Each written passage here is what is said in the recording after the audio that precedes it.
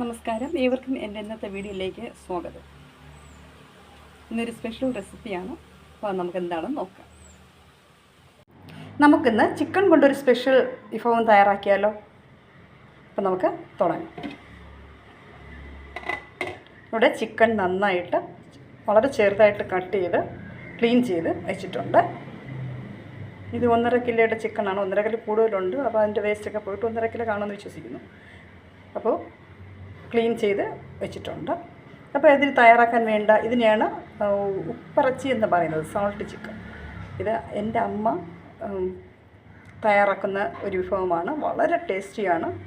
പക്ഷേ അതുപോലെ തന്നെ ഞങ്ങളൊന്നും തയ്യാറാക്കിയിട്ട് അത്രത്തോളം എത്തിയില്ല. എങ്കിലും നല്ല ടേസ്റ്റി ആയിട്ടുള്ള ഒരു സ്പെഷ്യൽ വിഭവമാണ്. വേറെ ആരും ഉണ്ടാക്കിയാലും അത്ര അമ്മ ഉണ്ടാക്കുന്നതിനോടൊപ്പം എത്തിയിട്ടില്ല. എന്നാലും ഞാൻ അതിനെക്കുറിച്ചൊന്ന് കാണിക്കാം. ഇന്ന് ഞാനതാണ് തയ്യാറാക്കാൻ പോകുന്നത്. അപ്പോൾ കഴുകി ക്ലീൻ ചെയ്ത ചെറുതായിട്ട് കട്ട് ചെയ്ത ചിക്കൻ. ഇതിന് വേണ്ട ഇൻഗ്രീഡിയൻസ് ഒന്ന് നോക്കാം. തേങ്ങ വേണം, കറിവേപ്പില, കടുക്, വറ്റൽമുളക്, ഉപ്പ്, ചെറിയ ഉള്ളി, വെളുത്തുള്ളി, ഇഞ്ചി, വെള്ളം. നമുക്ക് ഈ തേങ്ങ നമുക്ക് നന്നായിട്ട് ഒന്ന് സ്മാഷ് ചെയ്തെടുക്കേണ്ടതുണ്ട്. മാവ് പോലെയല്ല, ജസ്റ്റ് ഒന്ന് നമ്മൾ തോരനൊക്കെ ചതയ്ക്കുമ്പോൾ ജസ്റ്റ് ചതച്ചെടുക്കേണ്ട ആവശ്യമുണ്ട്. അപ്പോൾ അതിലേക്ക് ഈ വെള്ളം വേണം. പിന്നെ എണ്ണ ലാസ്റ്റിൽ കടുക് പൊട്ടിച്ച് ചേർക്കാനാണ് കേട്ടോ. അപ്പോൾ ഇതെല്ലാം ഇതിന് കട്ട് ചെയ്തെടുക്കണം. എല്ലാം ക്ലീൻ ചെയ്ത് കട്ട് ചെയ്തെടുക്കണം. ചിക്കൻ നമ്മൾ ഓൾറെഡി കട്ട് ചെയ്ത് വെച്ചിട്ടുണ്ട്. ഇനി ഇതിന് ഈ ഉള്ളിയെയും ചെറിയ ഉള്ളിയെയും വെളുത്തുള്ളി, ഇഞ്ചി, വറ്റൽമുളക് ഇതിനത്രയും ചെറുതായിട്ട് കട്ട് ചെയ്ത് എടുക്കാം. സവാളയല്ല, ചെറിയ ഉള്ളി ഷാലറ്റ്സ് ഇതേ രീതിയിൽ റൗണ്ടായിട്ട് സർക്കിളായിട്ട് കട്ട് ചെയ്തെടുത്തിട്ടുണ്ട്. അതുപോലെ തന്നെ ജിഞ്ചർ ചതച്ചെടുക്കണം.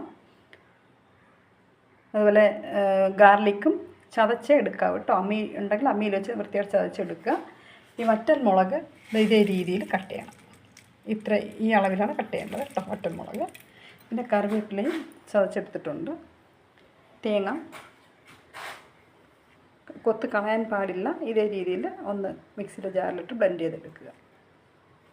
അപ്പോൾ ഇതിന് നമുക്കിനി ഇതിലോട്ട് ആഡ് ചെയ്യാം. ഇതെല്ലാം ആഡ് ചെയ്യാം. ചിക്കനിലോട്ട് ആഡ് ചെയ്യാം കേട്ടോ. തേങ്ങാപ്പാലും ആ തേങ്ങാക്കൊത്തും കൂടെ തേങ്ങാപ്പീരയും കൂടെ അതിലോട്ട് ഇട്ടിട്ടുണ്ട്. ദെൻ നമുക്ക് കറിവേപ്പില ആഡ് ചെയ്യാം. എല്ലാം ഒരുമിച്ച് ആഡ് ചെയ്യാം.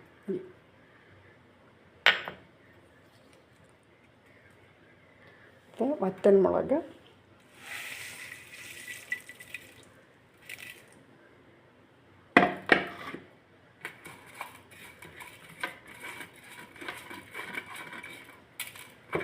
നിങ്ങളുടെ ആവശ്യാനുസരണം, അതായത് എരിവ് കൂടുതൽ വേണമെന്നുള്ളവർക്ക് അതിനനുസരിച്ച് വറ്റൽമുളക് കൂടുതൽ ആഡ് ചെയ്യാം. പക്ഷേ ആദ്യം കുറച്ചിട്ട് വെച്ച് നോക്കുക കേട്ടോ. എന്നിട്ട് ഈ ചതച്ച് വെച്ചേക്കുന്ന ജിഞ്ചറും ഗാർലിക്കും നമ്മുടെ ഷാലറ്റ്സും ചെറുതായിട്ട് കട്ട് ചെയ്തേക്കുന്ന ഷാലറ്റ്സും അതിൽ ആഡ് ചെയ്യാം. ഒരുമിച്ച് ആഡ് ചെയ്യാം.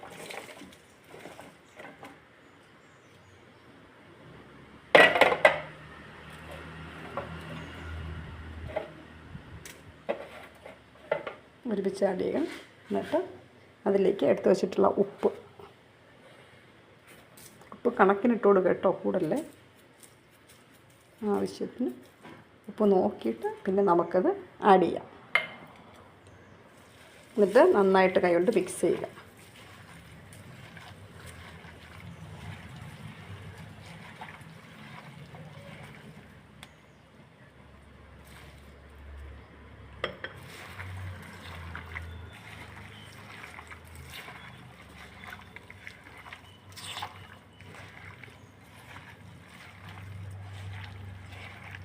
എന്തായാലും ഇതിനകത്ത് കുറച്ചുകൂടെ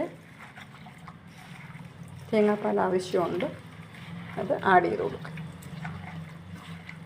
തേങ്ങാപ്പാലും വറ്റൽമുളകും ചെറിയ ഉള്ളിയൊക്കെയാണ്, കറിവേപ്പിലൊക്കെയാണ് അതിൻ്റെ ഹൈലൈറ്റ് കേട്ടോ. നല്ല ടേസ്റ്റാണ്. നാടൻ കോഴിക്കാണ് ഏറ്റവും കൂടുതൽ ടേസ്റ്റ് ലഭിക്കുക.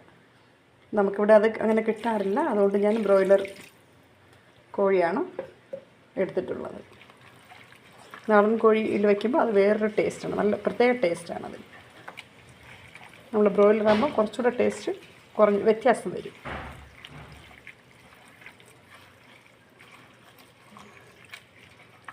കണ്ടല്ലോ. ഇനി നമുക്ക് ഉപ്പൊക്കെ കറക്റ്റാണോ നോക്കിയിട്ട് അടുപ്പിൽ വെച്ച് നന്നായിട്ട് വറ്റിച്ചെടുക്കണം. ഓക്കെ, കുറച്ച് ലിക്വിഡ് വേണം വറ്റിക്കാന്ന് പറയുമ്പോൾ ഒത്തിരി അങ്ങ് പാടെ വറ്റരുത്. കുറച്ച് ലിക്വിഡ് അതിൽ വേണം. ഓക്കെ, അപ്പം അടുപ്പിലോട്ട് വയ്ക്കാം. ഉപ്പൊക്കെ കറക്റ്റാണ്. അപ്പം നമ്മൾ കലക്കി മിക്സ് ചെയ്ത് വെക്കുമ്പോൾ ഈ രീതിയിലാണ് കാണാനിരിക്കുക. ഓക്കെ,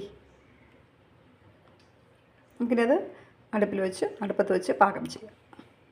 നമുക്ക് ഒന്ന് ജസ്റ്റ് നോക്കാം എന്തായെന്ന്. എന്തായാലും നന്നായിട്ട് തിളച്ച് തുടങ്ങിയിട്ടുണ്ട്. അതുപോലെ ശ്രദ്ധിക്കേണ്ട ഒരു കാര്യം, അത് പൊങ്ങി കളയാതിരിക്കാൻ നോക്കണം കേട്ടോ. തേങ്ങാപ്പാലാണ് ഫുള്ളും വേകേണ്ടത്. ഇടയ്ക്ക് അടിയിൽ പിടിക്കാതെ ഇളക്കി കൊടുക്കുക. ആയിട്ടില്ല. ആ മുളകൊക്കെ നന്നായിട്ട് വെന്ത് ചേരണം. അതുപോലെ ചെറിയ ഉള്ളി അങ്ങോട്ട് നന്നായിട്ട് വെന്ത് ചേരേണ്ടത്.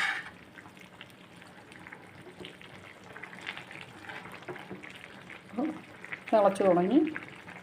നമുക്ക് വീണ്ടും ഒന്ന് ഇളക്കി കൊടുത്തിട്ട് മൂടി വെച്ച് വേവിക്കാം.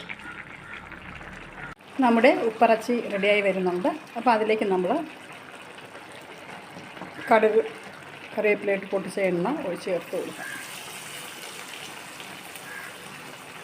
നമുക്ക് ഇളക്കി ഒരു 5 മിനിറ്റ്സ് വെച്ചിട്ട് ഓഫാക്കാം. ഒരു 5 മിനിറ്റ്സ് മൂടി വെച്ചിട്ട് നമുക്കത് സ്റ്റവ് ഓഫാക്കാം. ഇവിടെ നമ്മുടെ സ്പെഷ്യൽ ചിക്കൻ ഉപ്പറച്ചി തയ്യാറായിട്ടുണ്ട്. അപ്പോൾ ചൂടോടെ കഴിക്കുക. അപ്പോൾ കഴിച്ചിട്ട് കഴിക്കുക. അഭിപ്രായങ്ങളും നിർദ്ദേശങ്ങളും പറയുക. ഓക്കെ, അടുത്ത വീഡിയോയിൽ കാണുന്നവരെ ബൈ.